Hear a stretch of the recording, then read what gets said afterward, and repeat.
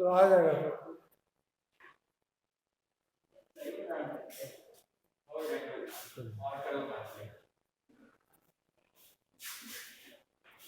Good morning, all of you.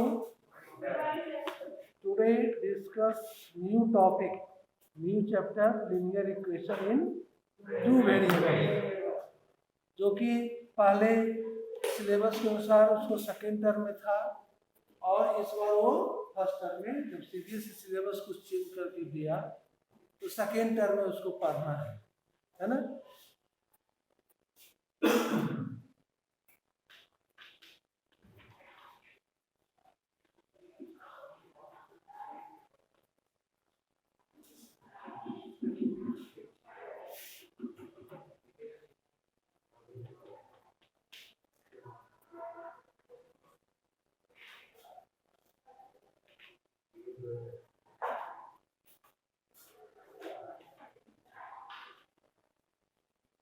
Linear equation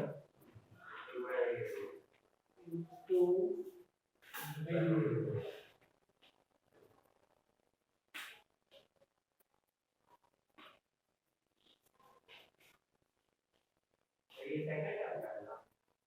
ना हमारे first आज आपको वीडियो भेज दिए थे व्हाट्सएप पर, उसमें है आपका लिनियर इक्वेशन, इसीलिए भेज दिन अपना देख लो। पहले था सेकंड में आपका लिया फर्स्ट, है ना। तो हम लोग सबसे पहले डिफाइन करेंगे, define linear equation in two variables. An equation, an equation in the form of ax plus by plus c is equal to 0. In this equation, two variables are x and y. A, B, C are real. कैसा मतलब real, real में दोनों हो गया, rational और irrational, यहाँ root में भी रखा इसलिए उसको रियल बोलते हैं। यानी ये स्टैंडर्ड फॉर्म का है, an equation is in the form of ax plus by plus c is equal to 0, where A, B, C are real number and A is not equal to 0 और B is not equal to 0। Equation में ये दोनों आपको clear करना होगा कि A is not equal to 0 और B is not equal to 0। C 0 हो सकता है, एक कांस्टेंट है। जैसे आप एक इक्वेशन लिख लो 2x + 3y + 5 = 0। तो अगर ये 0 हो भी जाता है C टर्म, तो वेरिएबल में आ गया x और y। ये 0 अगर हो जाता है तो आपका 1 वेरिएबल बन जाएगा, तो भी 2 वेरिएबल का इक्वेशन नहीं है ना। इसलिए a is not equal to 0, b is not equal to 0 is called linear equation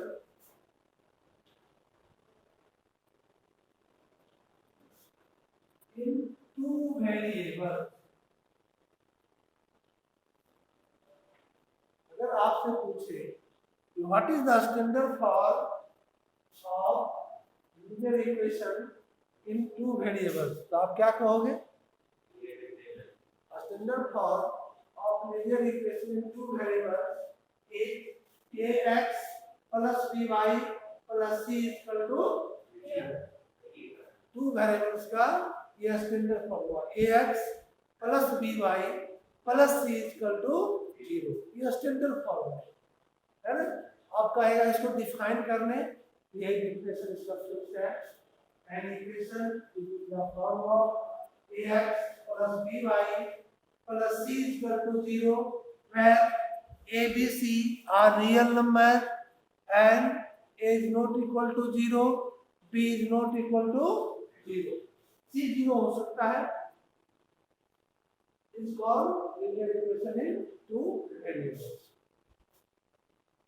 अब हम आते हैं कुछ वेरिएबल्स के बारे में और कांस्टेंट के बारे में। उसमें कोई इक्वेशन दे देता है, उसे फाइंड करना है एबीसी, कैसे फाइंड करेंगे, है ना? एबीसी हम कैसे फाइंड करें। आप एक्सरसाइज निकालिए इसमें linear equation in to variables का। पहला एक्सरसाइज है 4.1 the cost of a notebook. Page number आप आ जाए 68, पेज नंबर 68 आ गए। क्या है पहला क्वेश्चन, आप ही पढ़ें।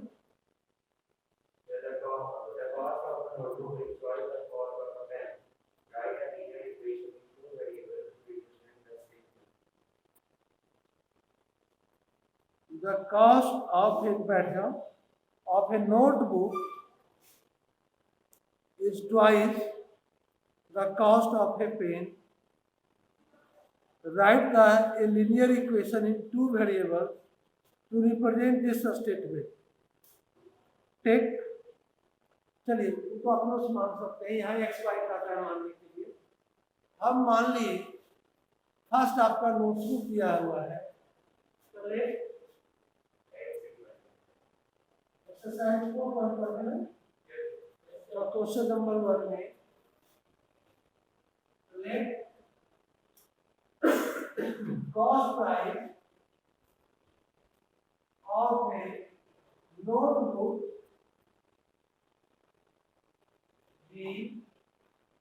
B ₹x। आपको टू वेरिएबल्स का बनाना है इक्वेशन, तो जो पेन का कॉस्ट है उसको y मानना, अलग मानना होगा two variable and cost price of a pen be ₹y। दोनों का कॉस्ट प्राइस इक्वल नहीं, क्या डिफरेंस है? इसका प्राइस है नोटबुक का। तो अकॉर्डिंग टू क्वेश्चन हम यहाँ पर अकॉर्डिंग टू क्वेश्चन इस क्वेश्चन का जो स्टेटमेंट दिया है, अगर एक तरफ आप लिखते हैं नोटबुक का प्राइस क्या है x, एक साइड में लिखते हैं पेन का प्राइस y है।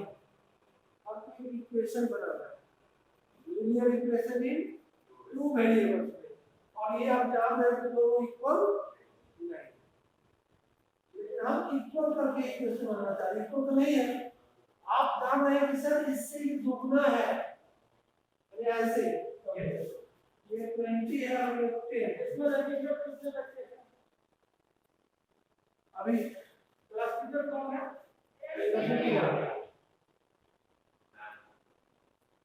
तो इसमें आप जैसे इसमें क्वेश्चन जो था इससे ये क्या है दुगना है प्राइस में, लेकिन इससे दुगना है, दुगना में टू टाइम इससे दुगना है ना। आप डायरेक्ट डाल दिए एक्स वाई था ना, पता नहीं चल रहा था, यहाँ पर नंबर से पता चल रहा है। हम इक्वल डाल दे तो सर इक्वल आप डाल सकते हैं, लेकिन हर टू मल्टीप्लाई करना होगा तो इक्वल आप समझ पाओगे ना। यहाँ पर हम टू किधर मल्टीप्लाई करेंगे? हाँ तो y में, यही आपका इक्वेशन है x is equal to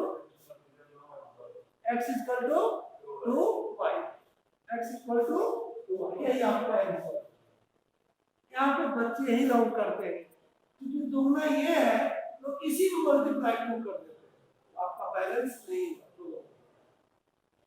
ये समझ में आ गया? यही आपको कराते हैं, आपको रिप्रेजेंट करने के लिए the cost of a notebook is twice the cost of a pen. Write a linear equation in 2 variables to represent this statement. समझ में आ गया?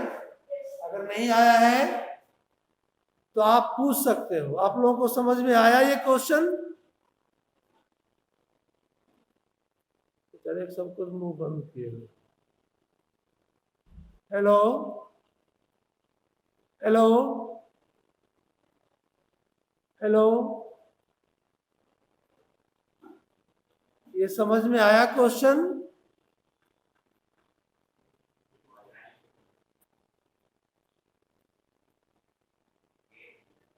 चलिए, आस्था राज हाथ उठा दे।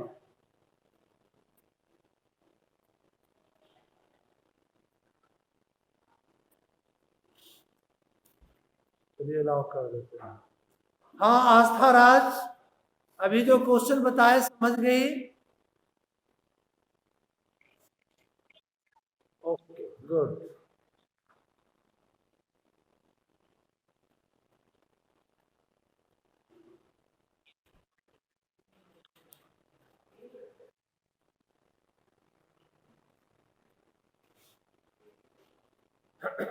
चलिए दूसरा क्वेश्चन है, question number 2।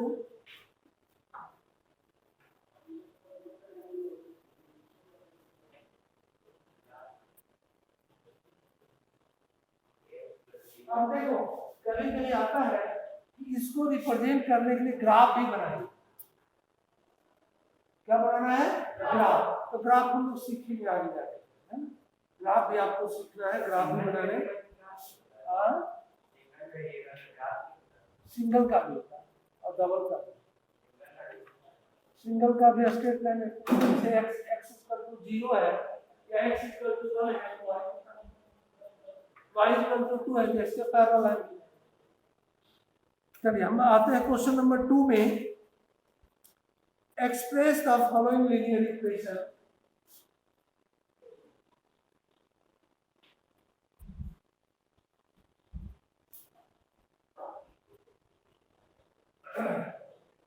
ax plus by plus c equal to 0 क्या दिया है?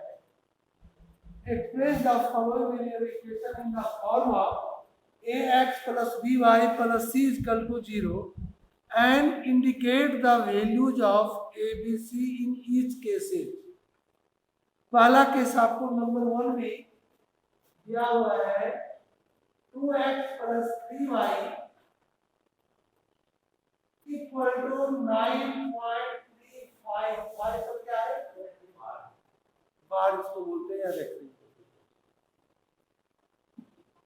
इसको एक्सप्रेस कीजिए स्टैंडर्ड फॉर्म में और ए बी सी का वैल्यू फाइंड कीजिए कंपेयर करके। तो हम इसको स्टैंडर्ड फॉर्म में लिख देते हैं। Standard form of equation is this, equation बना दो और इसको लिखिए 2x प्लस 3y और साइन टर्म को ले आते हैं माइनस होगा 9.35 equal to 0। This is equation 2। Now compare equation 1 and 2। Now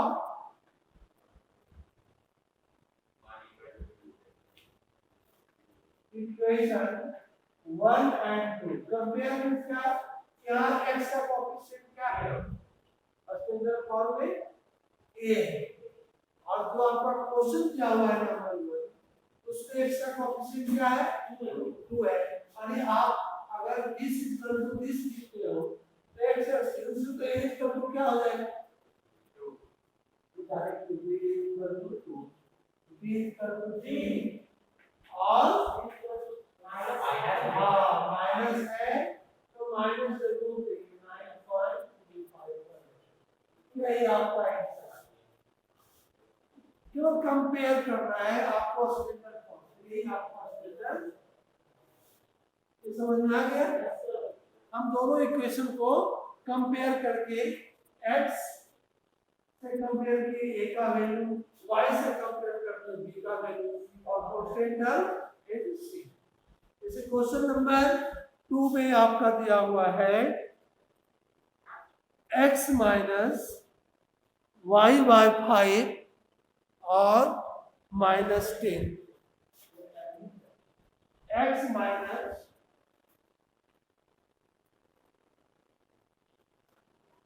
y by 5 -10 is equal to, इसको आप ऐसे भी लिख सकते हो 1x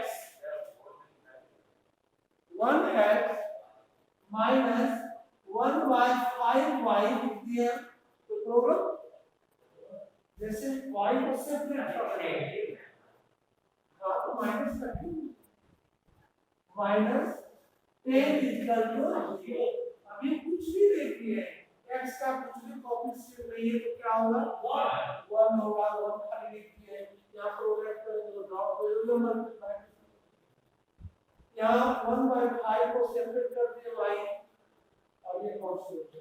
अब आप इससे कंपेयर करेंगे, कंपेयर करने के बाद a इक्वल टू क्या है 1, b इक्वल टू -1 बाय 5 और c equal to a equal to 1, b equal to -1 by 5 और c इक्वल टू -2। अगर माइनस रहेगा तो हम माइनस में लिखेंगे a equal to 1, b equal to -1 by 5 और c इक्वल टू -10, ठीक है।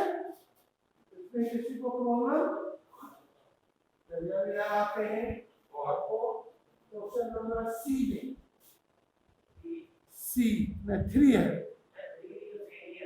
हाँ तो 4 में आते हैं तो इसी को छोड़ देते हैं। क्वेश्चन नंबर 4 क्या है, x इक्वल टू dy। अब कंपेयर करने की आपको लग रहा है तो पहले इसको स्टैंडर्ड फॉर्म को बनाना होगा, इसको स्टैंडर्ड फॉर्म में बनाना होगा। तो पहले तो आपको से जो y का टर्म है उसको एलएचएस में ले आए, पहला काम x माइनस dy, यहाँ इधर क्या बच गया जी 0, अभी भी कांस्टेंट टर्म और कहाँ है कुछ पता नहीं है तो आप इसको ऐसा लिख सकते हो 1x कर सकते हैं माइनस dy प्लस 0, आप 1 नहीं लिख सकते 0 लिख सकते, तो अब आप कंपेयर कीजिए इससे ax प्लस by और प्लस c इक्वल टू 0, दोनों को कंपेयर कर लीजिए तो और इक्वेशन कंपेयर इक्वेशन 1 एंड 2, इससे a equal to 1, b equal to -3 और c इक्वल टू 0। ये आपका a equal to 1, b equal to 3 और c इक्वल टू 0।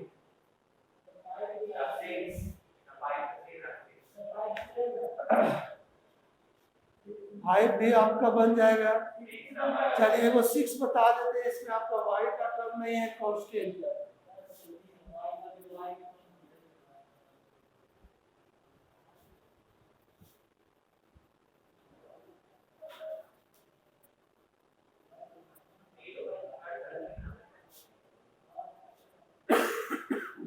हाइट में है 6 में 3x + 2 = 0, ये है ना।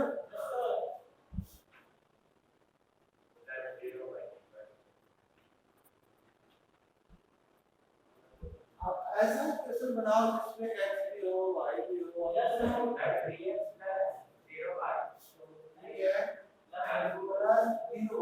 ठीक है जीरो करने के लिए और स्टैंडर्ड फॉर्म होता है ax तो इक्वेशन ऊपर है। अब दिया हुआ भी है आपका क्वेश्चन में, इसी से कंपेयर करना है अगर c इक्वल टू 0। अब दोनों को कंपेयर करो, a equal to 3 b equal to 0 और c इक्वल टू, ये आपका आंसर।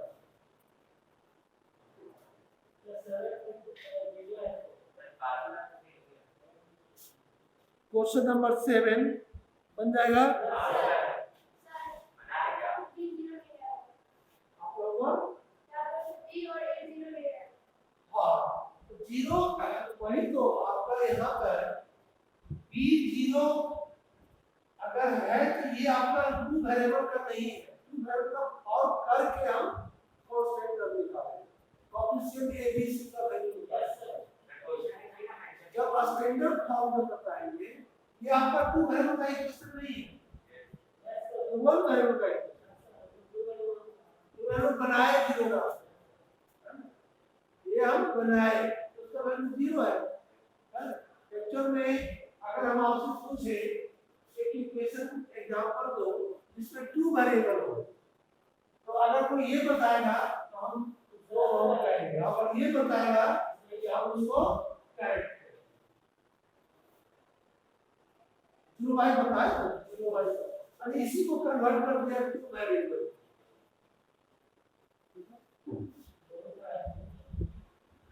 तो उसको स्टैंडर्ड फॉर्म में करके हम इसको चेंज किए।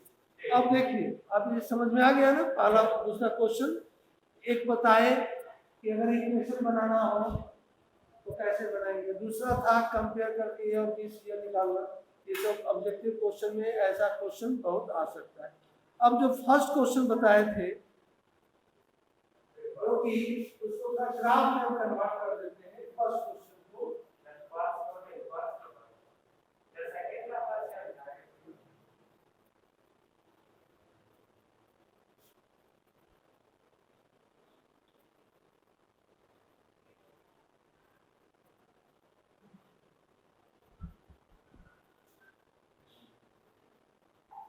जैसे पहला था कि the cost of a notebook is twice the cost of a pen. इससे इक्वेशन आपका क्या है,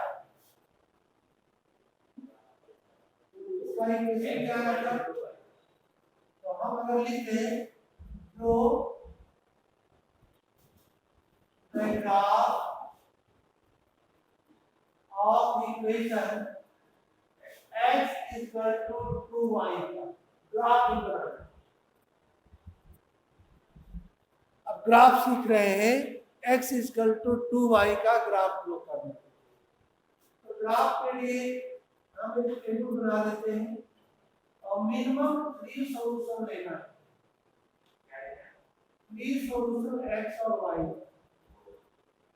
x और y का 1 2 और 2 सॉल्यूशन कहां से लेंगे? आपका इक्वेशन क्या है? x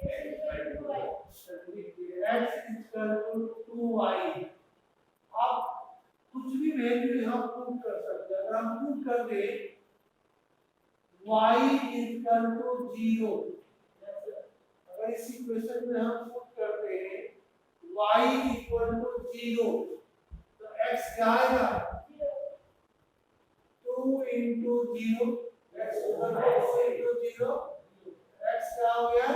0, x भी हो गया 0। पहला कोऑर्डिनेट 0 और x भी 0 और y भी 0। अब इसी जैसा हम एक निकाले ऐसा दो और निकालना। y इक्वल टू क्या पुट कर दे? 2 आप 2x क्यों बोल रहे हो? कोई नंबर पुट करोगे ना, आप x नहीं पुट कर सकते, उसका वैल्यू पुट कर सकते। एक्चुअली देखो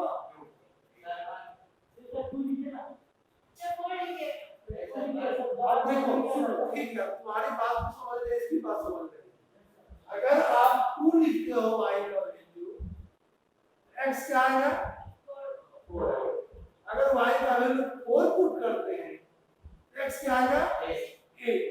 ग्राफ पेपर में 8 लाना, फिर आपको कोऑर्डिनेट को चेंज करना है। तो जो वैल्यू उसका आए समझो 6 के अंदर आए। तो हम यहाँ पर स्टॉप करते हैं लिखने के लिए। जब आप ग्राफ बनाओगे तो हमको और फोन पर डिस्कशन आप कर रहे हो, हमको ऐसा ही वैल्यू लेना है जो ग्राफ में मेरा अरेंज हो जाए। वैल्यू तो कुछ भी आप ले सकते हो, के भी ले सकते हो, तो भी ले सकते हो, लेकिन नहीं है। तो हम पहले देख लें मेरे ग्राफ पर कितना नंबर आ रहा है। ये आपका x एक्सिस का है, ये y एक्सिस और y है। यहाँ ओरिजिन है, हम 10 स्मॉल डिवीजन को 1 मानते हैं। 1 यूनिट 10 पार्ट में डिवाइड है, 1 2 3 4 5 तक। अगर आपको मान लो 6 चला गया, 8 चला गया, इसको भी 2 मानना पड़ेगा। 10 स्मॉल डिवीजन का अभी हम 1 मान रहे हैं, फिर क्या मानना पड़ेगा 2। अगर 10 से भी आगे चला गया तो क्या मान लेंगे 3 4। आपका 100 तक चला गया तो आपको 25 50 25 भी मान सकते हैं, 25 50 75 100। आप लेकिन लिखना पड़ेगा स्केल 10 के स्मॉल डिवीजन इक्वल टू 25 मिली। तो अभी हम लोग चाहे कि इसको 1 से डिवाइड 1 2 3 4 5 10 अपोजिट डायरेक्शन आते हैं।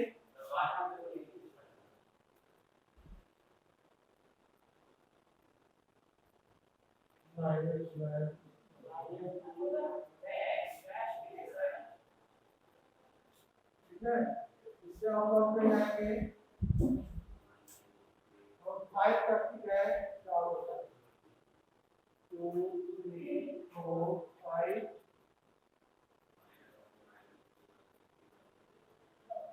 -1 -2 -4 और -5।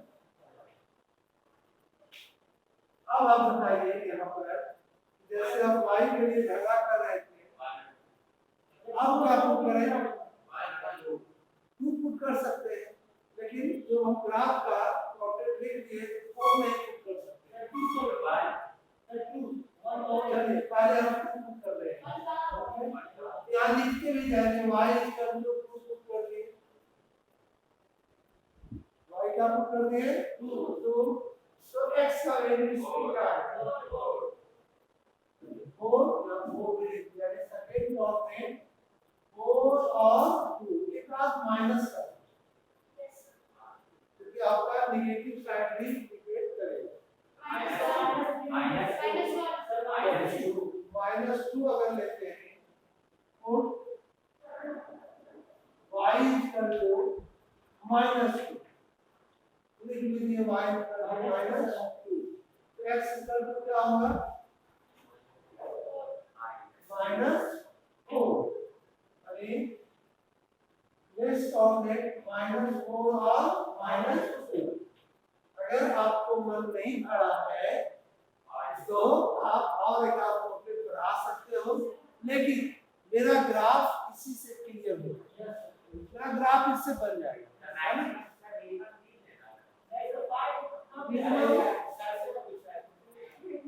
मिनिमम आप 3 लो, लेकिन इसी को बुक में देखोगे तो आपका मिनिमम उसे ग्राफ बना देता है। तो बुक में क्या होता है तो प्रिंटिंग है आपका ऐसे भी बिना कोऑर्डिनेट का भी ग्राफ हो कर दे, हम भी ठीक रहेगा। लेकिन अगर आप तो आप मिनिमम 3 क्यों लेने चाहते हैं तो ग्राफ बनाने के बाद, ठीक है। अब आप कोऑर्डिनेट लेने के लिए सीखिए। फर्स्ट कोऑर्डिनेट है 0 0 यानी x भी 0 और y भी 0। ये ओरिजिन का जो कोऑर्डिनेट होता है 0 और x भी 0 y भी 0 जब भी होगा तो ओरिजिन पर होगा। ये क्वेश्चन ऑब्जेक्टिव में पूछता भी है what is the coordinate of origin? जहां ओ नाम लिखे हैं वही इसका कोऑर्डिनेट होता है, 0 और 0। चार ऑप्शन दिया हुआ है, 0 0 और 0। दूसरा 4 2, यानी x4 और y2। x4 देखो यहाँ पर है और y2 आपका यहाँ पर है। अब दोनों बीच कहाँ पड़ेगा? अगर हम इधर पढ़ेंगे और इधर पढ़ेंगे तो बीच पड़ेंगे नहीं पड़ेंगे। तो आप यहाँ से इधर आओगे, ठीक है? अभी हमको थोड़ा सा हेल्प देना पड़ता है और ग्राफ पेपर रहेगा तो एग्जैक्ट आपका लाइन है ड्रॉ किया हुआ है F4 डिवीजन में। क्या बात करते हो? ये 4 के सामने आओ, यहाँ पर डॉटेड लाइन से करेंगे। अभी आप समझ में आ गया ना? लास्ट है -4 और -2, x -4 और y -2 आपके।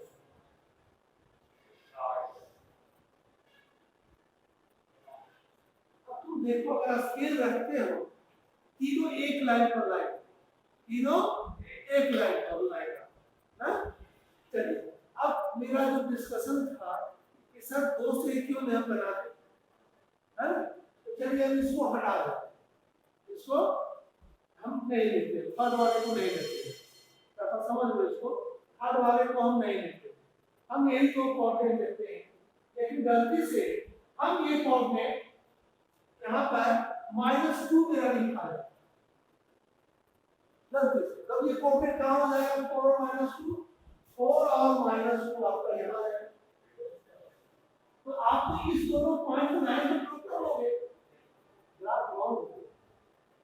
ठीक है, आप तो 2 पॉइंट तो कहीं भी ड्रॉ कर सकते हैं, लेकिन 3 पॉइंट अगर लेते हैं, अगर 3 को लाइन ड्रॉ करोगे तो अगर एक मान लो एक ये ले लिए हम और एक गलती वाला ये ले लिए और एक ये ले लिए, तीनों एक लाइन में नहीं आया तो आप पकड़ लेना, समझ जाना मेरा कहीं रॉन्ग है। कहीं मेरा, क्योंकि जब भी कितना वैल्यू लोगे, 4 लो, 5 लो, 6 लो, आपको एक ही लाइन में आना है। तो ऐसा कब संभव होगा? 3 लेंगे तो। अगर 2 लोग हैं तो अगर रॉन्ग एक आ गया तो गलती पकड़ाएगा।